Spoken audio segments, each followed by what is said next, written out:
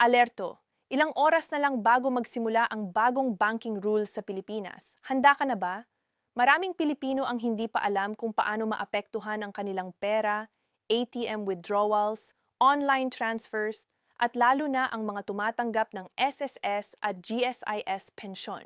Kaya sa video na ito, ipapaliwanag ko ng malinaw kung ano ang dapat mong gawin ngayon para maprotektahan ang iyong ipon at maiwasan ang anumang aberya sa pension payments. Huwag mong iskip dahil may mahalagang detalye sa bandang huli na maaaring direktang makaapekto sa susunod mong payout. At kung gusto mo ng tuloy-tuloy na updates tungkol sa SSS and GSIS pension payments, pension crisis sa Pilipinas, at mga biglaang pagbabago sa bangko na maaaring makaapekto sa atin, siguraduhing mag-subscribe na yon dahil ang channel na ito ay ginawa para sa ating mga Pilipinong nais laging handa at protektado ang kanilang pera. Makinig ka ng mabuti dahil ang video na ito ay maaaring maging pinakamahalagang bagay na maririnig mo ngayong taon pagdating sa iyong pera. Hindi ito isang alerto na pwede mong balwalain. Hindi ito isa pang clickbait. Ito ay isang seryosong babala na nagmumula sa pinakamataas na awtoridad sa ating bansa pagdating sa pera, ang Bangko Sentral ng Pilipinas. At kung hindi ka makakilos na yon bago matapos ang araw na ito, maaari kang maging biktima ng isang bagay na hindi mo na mababawi. Kaya naman, huwag mong patayin ang video na ito. Maupo ka at pakinggan mo ito hanggang sa dulo. Isipin mo ito. Nasa harap ka na niyong iyong telepono, nag-iisip ka na wala namang mangyayari sa oo na hindi ikaw ang mapipili ng mga scammer na lagi mong nalalaman kung kailan ka niloloko at saka biglang abisuhan ka ng iyong bangko na may naglipat ng pera mula sa iyong account. Hindi ka naman nagpadala, hindi ka naman nag-approve, pero wala na ang pera mo. Nangyayari ito sa daan-daang libong Pilipino taon-taon at ang pinakamalungkot na bagay dito ay na maraming beses hindi na naibabalik ang nawala. Ngunit naon binabago na ng ating pamahalaan ang laro. At ikaw, bilang isang ordinaryong Pilipino, ay dapat malaman kung ano ang ibig sabihin nito para sa'yo. Nung ikaw ng Hulyo 2024, nilagdaan ni Pangulong Ferdinand Marcos Jr. ang isang batas na tinatawag na Anti-Financial Account Scamming Act o mas kilala sa tawag na AFASA Republic Act 1210.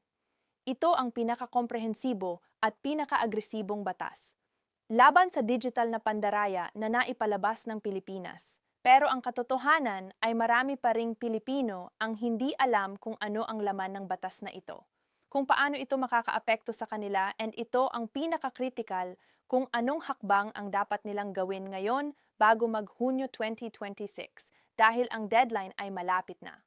At ang mga bangko, e-wallet providers at lahat ng financial institutions sa buong bansa ay nasa laban na ngayon at ikaw dapat ay kasama nila. Para maunawaan mo kung bakit napakahalagang batas ang AFASA, kailangan mo munang maunawaan ang problema na sinusubukan nitong solusyon. Ang Pilipinas, ayon sa mga pag-aaral, ay isa sa mga pinaka-target na bansa pagdating sa digital financial fraud sa buong mundo. Ang ating bansa ay may rate ng digital fraud na 2 ng mas mataas kaysa sa pandagdagang average. Isip-isipin mo yon, hindi lang bahagyang mas mataas, 2 na mas mataas. Ito ay nangangahulugang kapag nagbukas ka ng isang digital account o na-transact online. Ang panganib na malinlang ay mas mataas dito sa Pilipinas kaysa sa halos kahit saang lugar sa mundo. At ang mga kriminal na ito ay hindi katulad ng mga magnanakaw na iyong naiisip. Hindi sila nagtatago sa dilim at nagnanakaw ng iyong pitaka. Ang mga kriminal na ito ay marunong magsalita. Marunong mag-impersonate ng bank agent, ng government officer, ng delivery writer, ng HR recruiter, maging ng iyong mahal sa buhay. Nagtatayo sila ng mga buong organisasyon. May structure, may sistema, may mga miyembro na tinatawag na money meals, mga taong kinukuha nila. Madalas ay mga estudyante, mga OFW o mga pamilyang nangangailangan para gamitin ang kanilang mga account para ilipat ang ninakaw na pera. At noon bago ang AFASA, kahit mahuli mo pa ang isang MIO, madalas ay madali nilang i-dissolve ang buong operasyon at muli itong i-rebuild sa ibang pangalan, ibang account, ibang mukha. Ngunit sa ilalim ng AFASA binagon ang lahat ng iyon. Ang batas na ito ay nagpapataw ng malubhang parusa hindi lang sa mga pangunahing scammer, kundi pati na rin sa mga money kahit na hindi nila alam na ginagamit sila para sa krimen. Ito ay isa sa mga pinakamatinding probisyon ng batas, ang kriminalisasyon ng money mules kahit walang masamang intensyon. Kaya naman, pakinggan mo ito ng mabuti. Kung may lumapit sao kahit kaibigan o kamag-anak at hiniling sao na gamitin ang iyong account para makatanggap o makapadala ng pera para sa kanila, at ito ay lumabas na fraudulent, ikaw ay maaaring mapanagot sa ilalim ng batas. Hindi lang ikaw mabibigyan ng multa, maaari kang makulong. Kaya naman ang unang babala na dapat mong dalhin mula sa video na ito ay ito. Huwag mong pahiramin ang iyong account. Huwag mong gamitin ang iyong account bilang daanan para sa pera ng ibang tao kahit sino pa sila. Ngayon, pag-usapan natin ang parte ng AFASA na pinakadirektang makakaapekto sa iyo bilang isang consumer. Bago ang batas na ito, kapag na-scam ka, napakahirap mong makuha ang iyong pera. Nag-file ka ng reklamo, naghintay ka ng ilang buwan at kadalasan ay sinabihan ka na wala nang magagawa. Ang bangko ay wala halos responsibilidad. Ikaw ang dating mag-iisa na nagtatanggol sa iyong sarili. Ngunit sa ilalim ng FASA, lahat ng financial institutions, ang iyong bangko, ang iyong e-wallet, ang payment service providers ay ngayon ay may pananagutan. Kung nabigo silang ipatupad ang tamang sistema ng proteksyon at nawalan ka ng pera dahil sa isang fraudulent transaction, ang institusyon ay maaaring maging liable para sa restitusyon ng iyong mga pondo. Ibig sabihin, maaari kang mabayaran ng iyong bangko kung sila ay nagkulang sa kanilang tungkulin na protektahan ka. At mas malalim pa rito, ang Bangko Sentral ng Pilipinas ay binigyan na ngayon ng kapangyarihang i-investigate ang iyong account kahit walang court order. At kahit na ang mga batas tungkol sa bank secrecy at data privacy ay karaniwang nagpoprotekta ng iyong impormasyon. Kapag may suspetsa ang BSP na ang isang account ay ginagamit para sa fraud, maaari na nilang ma-access ang mga record ng transaksyon ng walang pahintulot mo at walang utos ng korte. Maaari rin nilang i-share ang impormasyong ito sa mga ahensya ng pagpapatupad ng batas tulad ng AMLC, ang Anti-Money Laundering Council at ang NBI. Ito ay isang landmark na pagbabago sa bansa at maraming legal experts ay nagtataltalan pa rin tungkol sa balanse ng privacy at seguridad dito. Ngunit ang layunin ay malinaw. Haharapin ng BSP ang fraud ng mas mabilis, mas mahigpit at mas epektibo kaysa dati. Kaya naman may bagong tanggapan ang BSP na tinatawag na Consumer Account Protection Office o CAPO. Ang CAPO ang ngayon ay may autoridad na mag-conduct ng investigasyon sa mga financial accounts na pinaghihinala ang sangkot sa fraud. At kapag ang CAPO ay nag-flag na isang account bilang suspetya, maaaring i-freeze ang account na yon. Habang nagaganap ang investigasyon, 20 ang mahaling proteksyon para sa mga biktima. Ngunit ito rin ay isang paalala para sa lahat na ang iyong account ay nasa radar na ngayon ng mga regulator at ang anumang kahinhinalang aktibidad ay maaaring magresulta sa pansamantalang paghinto ng iyong access sa iyong sariling pera. Ngayon, pag-usapan natin ang mga teknikal na pagbabago na hindi mo maaaring baliwalain, lalo na ang tungkol sa kung paano mo inassess ang iyong sariling account. Ito ang parte ng AFASA at ng Mananga Implementing Circulars ng BSP. Particular ang BSP Circular 1213, 1214 at 1215 na direktang makikita mo sa iyong pangaraw-araw na buhay. Napansin mo na ba na ang ilang apps ng bangko ay nagpapalitan na ng paraan ng pag-login, na ang ilang e-wallets ay nag-aatas na ng mas maraming hakbang para ma-approve ang isang transaction? Hindi ito aksidente. Ito ay bahagi ng isang malawak na pagbabago na inutusan ng BSP at kailangang makumpleto ng lahat ng bangko at financial institutions bago mag-Hunyo 25, 2026. Isa sa pinakamalaking pagbabago ay ang pagtanggal ng simpleng SMS OTP bilang pangunahing paraan ng pag-verify para sa mga high-risk na transaksyon. Ang SMS OTP ang 6-digit na code na natatanggap mo sa iyong teleponyo tuwing gagawa ka ng malaking transfer ay mananatili pa rin sa ilang sitwasyon. Ngunit hindi na sapat bilang tanging proteksyon para sa mga transaksyong itinuturing na may mataas na panganib. Bakit? Dahil alam ng mga scammer kung paano kunin ang iyong OTP. May tinatawag na OTP harvesting schemes kung saan niloloko ka ng mga kriminal na ibahagi ang iyong code. Kapag ibinigay mo ang OTP sa isang taong ang nagpapanggap na bank agent na wala na ang iyong account, napakasimple, napakabilis at napakahirap ng mabawi. Sa halip, ang mga bangko ay iniuutos na mag-implement ng mas advanced na paraan ng pag-authenticate ng users. Kabilang dito ang biometric authentication. Ang iyong fingerprint, ang iyong muha, ang iyong boses. Kabilang din ang behavioral biometrics na isang teknolohiyang nagbibigay alam sa sistema kung paano ka mag-type, kung paano mo hawak ang iyong telepono, kung ano ang bilis ng iyong pag-scroll, mga pattern na natatangi sa'yo at halos imposibleng kopyahin ng sinuman. At kabilang din ang risk-based adaptive multi-factor authentication na nagsusuri sa bawat transaksyon batay sa konteksto. Saan ka nagtatransact, ano ang halaga, kailan, ay nasa anong device, ay nagdadag ng karagdagang verification kapag may kahina-hinalang bagay. Para sa iyo bilang consumer, ang ibig sabihin nito ay mas maraming hakbang bago makumpleto ang kanising malaking transaksyon. Maaring mas mahirap sa simula, ngunit ito ay para sa iyong proteksyon. At sa mga bangko na hindi makasunod, ang deadline ng BSP ay hindi biro. Si Deputy Governor Elmore Capal mismo ay nagsabi ng malinaw, "As of now, we are not extending it, so they have to catch up." Ayon sa kanya, ang pinakamahalagang bagay ay ang pagkakaroon ng isang industry-wide protocol. Isang sistema kung saan kapag na-scam ka at nag-report ka, lahat ng institusyon sa buong industriya ay naa-alert agad. Hindi. Kailangang magtatalunan ang mga bangko kung sino ang may responsibilidad. Lahat sila ay kikilos ng sabay-sabay tulad ng isang pinag-isang depensa laban sa mga kriminal. Pag-usapan naman natin ang tungkol sa mga pagbabago para sa mga wallet.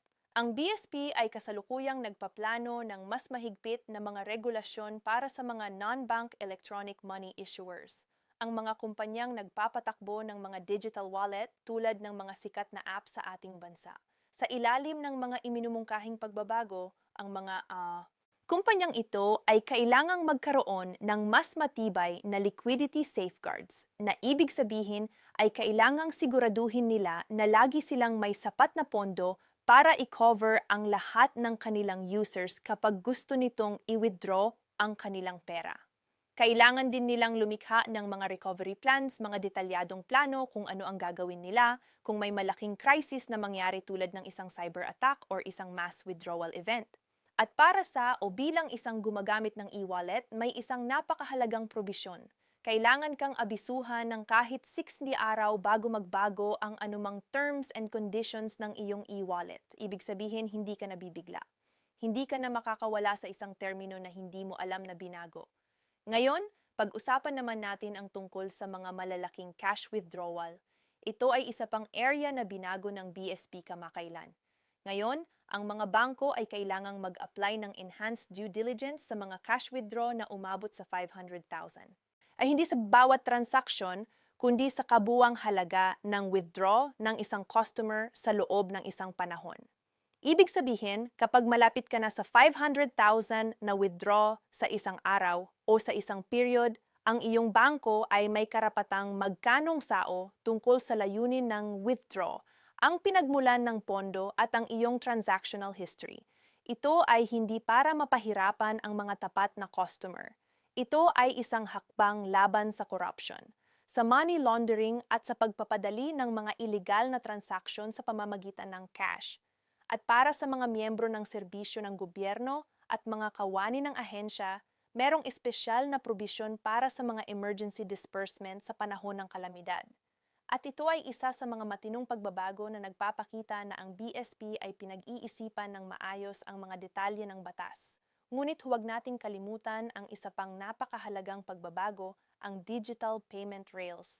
Marahil ay hindi mo ito naririnig sa balita, ngunit ito ay isang pagbabago na may malaking epekto sa iyong pangaraw-araw na buhay. Ang BSP ay nag-utos na ang lahat ng mga digital bank at e-wallet ay kailangang gumamit ng standardized payment rails, ang InstaP at PesoNet. Imbes na ang mga proprietary o eksklusibong sistema na dati ay ginagamit ng ilang institusyon, Ang layunin dito ay lumikha ng isang mas bukas at mas pantay-pantay na ekosistema kung saan ang lahat ng bangko at e-wallet ay gumagamit ng parehong mga channel at ang kabutihan nito para sa iyo. Una, ang mga refund para sa mga napalyang Instapay at PistoNet transfers ay dapat na maibalik sao sa loob ng ilang oras, hindi na mga araw o mga linggo. Pangalawa, ang BSP ay mag-publish na ng Publisma 3 na nagpapakita kung magkano ang sinisingil ng bawat institusyon para sa mga transfer para malaman mo kung sino ang nagbibigay ng pinakamababang bayad. Ito ay transparency. Ito ay consumer protection sa pinakretong anyo nito at hindi lang ito para sa domestic transactions. Ang Pilipinas ay nagtatayo rin ng isang bagong cross-border payment system na inaasahang magiging operational bago mag-Hulyo 2026. Ang bagong sistema na ito ay magiging konektado sa mga sistema ng ibang bansa sa ASEAN sa pamamagitan ng isang international program na tinatawag na Project Nexus ng Bank for International Settlements. Para sa ating mga kababayang OFW na nagpapadala ng pera sa kanilang mga pamilya dito sa bansa at sa ating nakakaalam na ang OFW remittances ay umagot sa mahigit 3 billion noong nakaraang taon. Ang ibig sabihin nito ay mas mababang bayad, mas mabilis na transfer at mas maraming option para sa currency conversion.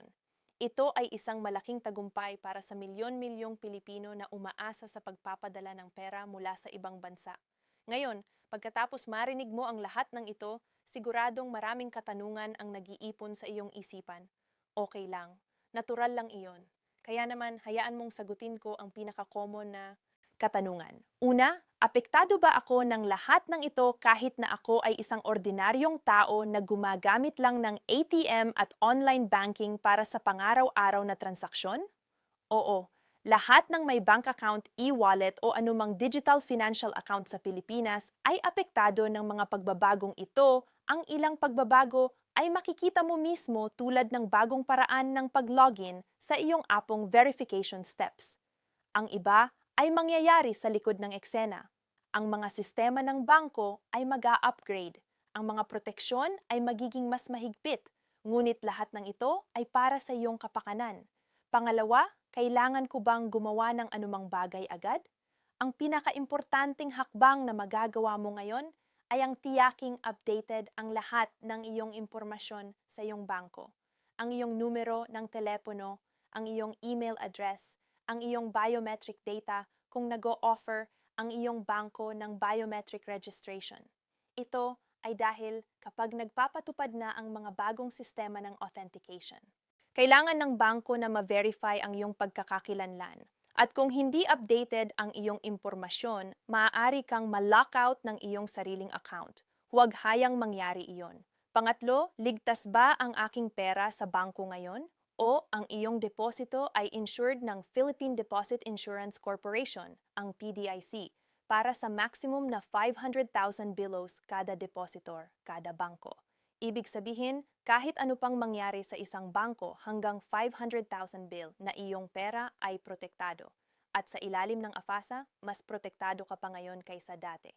Dahil ang mga bangko ay may mas mataas na pananagutan para sa mga fraudulent transactions sa kanilang mga sistema. Pang-apat, at ito ang isa sa mga pinakamahalaga.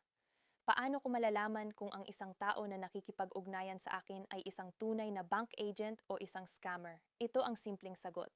Huwag kailan manigay ng OTP, password, PIN, o anumang sensitibong impormasyon sa kahit sinong tumatawag or nagme-message sa'yo kahit na anong sinasabi niya. Kahit na sinabi niyang siya ay isang BSP officer, isang bank employee, o isang government representative. Ang tunay na bangko at ang tunay na BSP ay hindi kailanman hihingi ng ganitong impormasyon sa pamamagitan ng tawag o mensahe. Kapag may humingi sao nito, itigil mo ang komunikasyon agad at direktang tumawag sa opisyal na hotline ng iyong bangko. Ang hamon na isinusulaw ng AFASA ay hindi lang para sa mga institusyon. Ito ay para sa bawat isa sa atin. Ang teknolohiya ay nagbibigay sa atin ng kapangyarihang mag-transact ng mabilis kahit saan, kahit kailan. Ngunit ang kapangyarihang iyon ay may kasamang responsibilidad. Ang responsibilidad na maging alerto. Ang responsibilidad na hindi mag-click sa mga kahina-hinalang link. Ang responsibilidad na hindi magbigay ng iyong impormasyon sa mga estrani at ang responsibilidad na ituro ang mga bagay na stumtyo mga mahal sa buhay, lalo na sa iyong mga magulang at lolo't lola na maaaring hindi pamilyar sa mga digital na pandarayan na ito. Ang katotohanan ay ang mga scammer ay hindi tumitigil sa bawat bagong teknolohiya, sa bawat bagong sistema, naghahanap sila ng mga butas. Ngunit sa unang pagkakataon sa kasaysayan ng Pilipinas, ang ating mga batas, ang ating regulasyon, at ang ating mga institusyon ay kumikilos ng magkakasama at kumikilos ng mabilis para pigilan sila. Ang AFASA ay isang mensahe mula sa ating pamahalaan na sineseryoso nito ang kaligtasan ng iyong pera. At ang mga pagbabago ng BSP sa digital payments, sa authentication, sa e-money regulations at sa cash withdrawal rules ay mga patunay na ito ay hindi lang salita, ito ay aksyon. Kaya naman, bago ka lumayo mula sa video na ito, nais kong humingi sao ng tatlong bagay. Una, i-update mo na ngayon ang iyong contact information sa iyong bangko at sa iyong mga e-wallet. Tiyaking updated ang iyong numero ng telepono at email. Pangalawa, i-card expired for and was ang mga ibagong authentication features ng iyong banking app. Kung nag-o-offer sila ng biometric registration, i-enable mo ito ngayon. Huwag hintayin ang deadline para gawin ito. So pangatlo, ibahagi mo ang video na ito sa iyong mga mahal sa buhay. Sa iyong ina na gumagamit ng e-wallet para tumanggap ng remittance. Sa iyong kapatid na estudyante na maaaring target ng money meal recruiters. Sa iyong kaibigan na OFW na nagpapadala ng pera sa Pilipinas. Dahil ang pinakamabisang sandata laban sa mga scammer ay hindi teknolohiya. Ito ay kaalaman. Ang iyong pera ay iyong pinagpagurang pinaghirapan. Ang iyong accounts ay iyong pag-asa para sa kinabukasan. At ngayon, mas handa na tayo kaysa dati para ipanggol. Ito ang Pilipinas ay gumawa ng isang matapang na hakbang. Ang tanong lang ay ikaw ba ay kasama sa paghakbang na yon? Ang sagot ay nasa iyo.